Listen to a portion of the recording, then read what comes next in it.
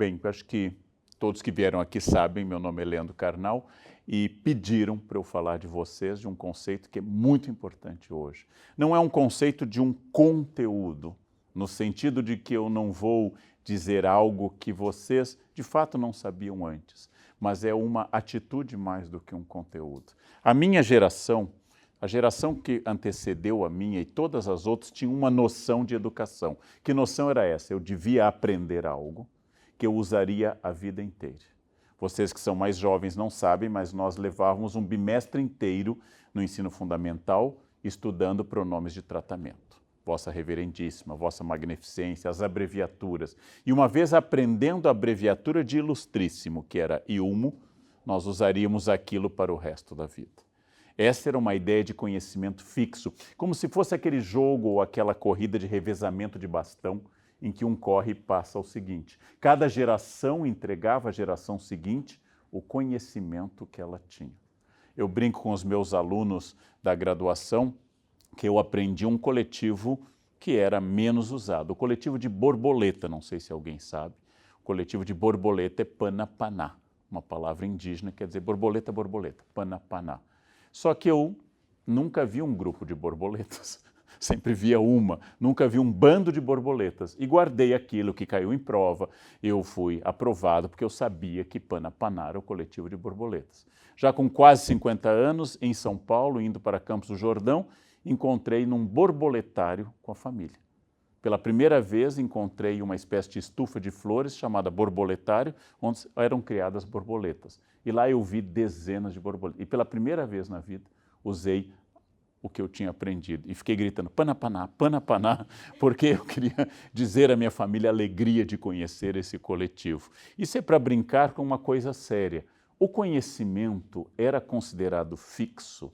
O conhecimento da Idade Média em diante era considerado uma série de atitudes, de dados que eu devia saber para transmitir. Por isso a importância de um conhecimento que era formal. Mas por que isso era possível? Porque não havia mudança técnica muito grande. Se alguém dormisse em Porto Alegre em 1850 e acordasse em 1875, não notaria uma diferença muito grande. Não notaria uma diferença técnica, não houve um avanço extraordinário técnico.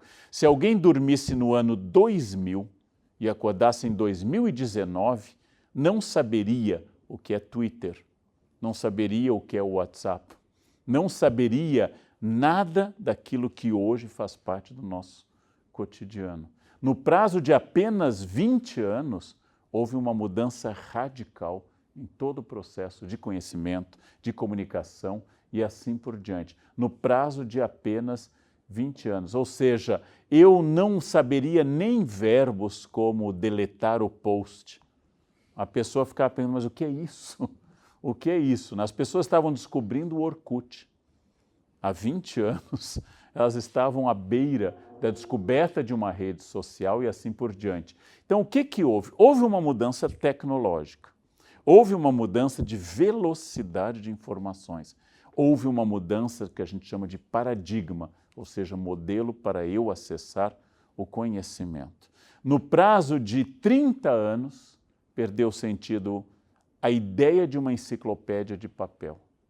Perdeu sentido a ideia de uma pesquisa na biblioteca. Perdeu sentido a ideia de que para trabalhar eu tenho que estar em conjunto, quando eu posso ter home office, eu posso ter trabalho em casa. Perdeu sentido a própria noção de transmissão do conhecimento. Não é porque o conhecimento perdeu importância, pelo contrário. Uma frase que nunca mudou, frase de Francis Bacon, filósofo do século XVII, conhecimento é poder. Sempre foi isso e sempre será. O que mudou foi onde eu busco conhecimento, como eu busco, qual a velocidade desse conhecimento, como eu acesso, como eu valido esse conhecimento. Tudo isso é uma atitude inteiramente nova que nós tentamos sintetizar através de uma ideia importante, que é uma mentalidade de desenvolvimento contínuo, também conhecida às vezes pela sigla LLL, do inglês lifelong, ou seja, ao longo de toda a sua vida, permanentemente, o aprendizado, the learning, dura a vida inteira. O aprendizado, o ato de aprender, to learn é absolutamente permanente. Então, não existe mais aquilo que animou meu pai, que se formou aqui na Federal de Porto Alegre e que tinha um diploma de advogado, e esse diploma seria colocado na parede e isso serviria para a vida inteira. Então, a questão agora, o que eu faço para continuar aprendendo? Vamos pensar o seguinte: sim, sempre houve mudança. Panta rei, diz o filósofo Heráclito, filósofo grego, tudo flui, panta rei, tudo se transforma. Tudo aquilo que eu aprendi está sendo transformado. Yuval Harari, cientista e historiador israelense, cientista social e historiador israelense, chega a dizer: o que é que será útil daqui a 30 anos para os nossos filhos e netos? Não sei. Porque quando me ensinaram, ao terminar a graduação aqui no Rio Grande do Sul, o que seria útil, me ensinaram o que havia de prático e de moderno. Então eu aprendi a usar provas em mimeógrafo, usar o retroprojetor, o projetor de slides. Se alguém aqui tem menos de 30 anos, talvez já não conheça essas máquinas. Prova feita a álcool, um mimeógrafo, um projetor de slides. Mas não é só que surgiram máquinas novas, agora temos um PowerPoint numa tela. Isso é relevante, mas não é o central. É que a própria noção de tecnologia mudou. Não é mais introduzir uma máquina mais avançada. Não se trata de fazer do PowerPoint, por exemplo, uma ideia de que é um pouco mais avançado do que um retroprojetor. Não, é a própria noção de fonte de conhecimento. Tudo muda. Então, qual a diferença se tudo muda e tudo mudou sempre?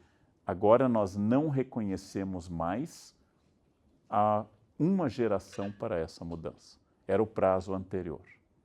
Então, antes nós tínhamos uma geração para uma mudança. Por isso que um filho que descobria os Beatles na década de 60 não se comunicava bem com os pais que escutavam música mais antiga ou mais tradicional. O problema é que alguém hoje de 17 anos não escuta a mesma trilha sonora de alguém de 14. E alguém de 25 é muito passado, é muito velho, escuta coisas muito antigas, já do ano passado, por exemplo, ou há 2 anos. Não é só a música de uma geração, o livro de uma geração.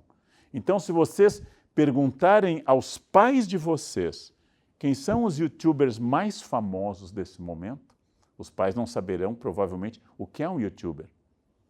Mas, provavelmente, se vocês perguntarem a um irmão de 15 anos, ele conhecerá alguns, e não são os mesmos que vocês podem conhecer com 25. Muda o padrão, muda a tipologia, muda o gosto, muda o paradigma, e tudo isso é que é um imperativo. Vamos falar de um conto.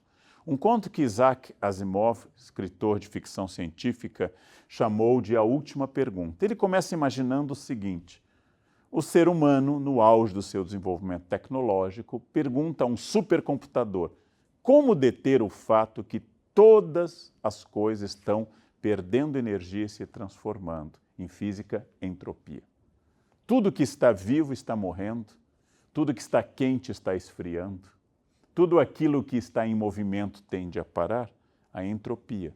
Tudo aquilo que está ocorrendo tende a desaparecer, toda a vida tende a sumir. Como deter o fato de que o nosso Sol, a nossa estrela, que, em torno do qual a Terra gira bilhões de anos e nos dá calor e luz, está sendo consumido e que deixará de existir. O nosso Sol deixará de existir. Apesar de que nós não estaremos aqui para isso, ele deixará de existir. Então se pergunta ao computador e o computador responde: dados insuficientes. Não posso responder a pergunta como deter a entropia. E aí o conto vai avançando, o ser humano se desenvolve, o ser humano coloniza o sistema solar, o ser humano sai do sistema solar, o ser humano coloniza outras estrelas e o computador vai avançando cada vez maior, cada vez mais cheio de dados, cada vez mais rápido, cada vez mais potente. E o ser humano perguntando: como é que eu posso deter a entropia? E o computador respondendo: dados insuficientes. E finalmente, quando o nosso Sol já se apagou, o ser humano está desaparecendo, ele faz a última desesperada pergunta ao computador: como deter a entropia? E o computador dá a mesma resposta: o ser humano desaparece. Fica só o supercomputador flutuando no nada, sem nada ao seu redor. E finalmente o computador encontra a chave e diz: descobri a resposta, Então o computador diz, faça-se a luz. E o universo começou tudo de novo. É um exercício de imaginação, mas para fazer a pergunta que na verdade não tem resposta. Como eu detenho a entropia? Eu não detenho. Nós não sabemos como deter o tempo, a perda de energia, a velocidade das coisas, a renovação, mas sabemos como tentar acompanhá-la. Sabemos como tentar estar à frente. Eu não posso deter a mudança, mas ela ocorrerá independente da minha vontade. Então eu tenho duas chances. Ou eu fico para trás, ou eu acompanho. E em alguns casos muito especiais, de pessoas muito notáveis, de grupos muito especiais, eu posso ser aquele que propõe a mudança. Então eu passo a ser a vanguarda, que não é que detém a entropia, mas está mais à frente dela, está gerando um faça-se a luz permanente. Tem lugar para todos, tem lugar para quem fica para trás, tem lugar para quem acompanha e tem lugar para quem propõe. Resta responder exatamente a isso. Como é que Heráclito percebeu há quase 2.500 anos que a realidade do universo é a mudança? Não é a única resposta, outros filósofos têm outras respostas, mas Heráclito toca nessa questão. Tudo está avançando. Você que começou a assistir essa aula há alguns minutos e está alguns minutos mais próximo da morte nesse momento. Que bonito pensar isso, né? Que animador pensar isso, mas essa é a realidade. O tempo está passando, eu vou passar, tudo está em transformação. Tudo que me ensinaram está sendo questionado. Não apenas porque surgiram novos dados, mas a maneira de pensar o universo surgiu. É difícil dizer para jovens, quando eu era criança, ou seja, década de 60 no interior do Rio Grande do Sul, pessoas canhotas tinham o braço esquerdo amarrado às costas, para que aprendessem a escrever com a mão correta, que era a direita.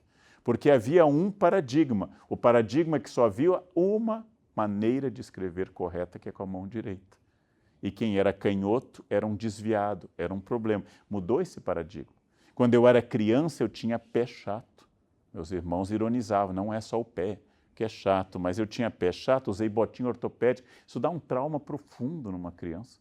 Fica aquela coisa horrorosa, dura, da botinha ortopédica. E quando eu fui adulto, eu cheguei ao médico para resolver um outro problema e disse, doutor, eu tenho pé chato. Ele disse, não, isso não existe mais. Eu disse, como assim? Porque hoje pé chato, a inexistência total ou parcial de um arco no pé não é mais considerado defeito. É considerado uma característica do pé de alguém, como ter olho claro ou ter a pele escura. Não é um defeito, é uma característica física. Não tem nenhum, eu não cresci menos do que os outros porque eu não tinha o arco. Mas havia um modelo de normal, que era o arco do pé, ou escrever com a mão direita e assim por diante.